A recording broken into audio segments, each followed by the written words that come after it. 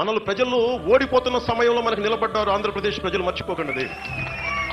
ఎవరికి అవసరం, ఏ కుర్రోడికి అవసరం, ఎక్కడో హైదరాబాద్ నుంచి, బెంగళూరు నుంచి, విదేశాల నుంచి, దుబాయ్ నుంచి ₹1,00,000 సంపాదించేవాడు, 6 నెలలకి ₹1,00,000 సంపాదించేవాడు 70,000 టికెట్ వేసుకుని 5 ఓట్లు వేయించి వెళ్ళిపోయాడు.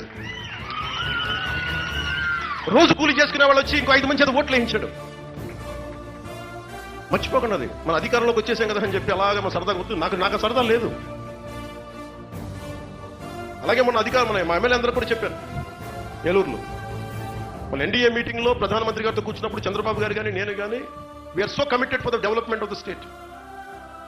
ఎక్కడా కూడా మేము ఏమి తప్పులు చెయ్యం. అలాగే ఒకళ్ళిద్దరు కూర్చోబెట్టి ఇబ్బందులు పెట్టినా కానీ జనసేన నుంచి కావచ్చు, భారతీయ జనతా పార్టీ నుంచి కావచ్చు, టీడీపీ నుంచి కావచ్చు, ఎవరైనా కావచ్చు, ఈ అలయన్స్ ని చెడగొట్టలేరు. మీకు ఆ మాట ఇస్తున్నాను. ఎందుకంటే నేను ఎందుకు చెప్తున్నాను ఈ మాట, వ్యక్తి స్వార్థానికి మీరు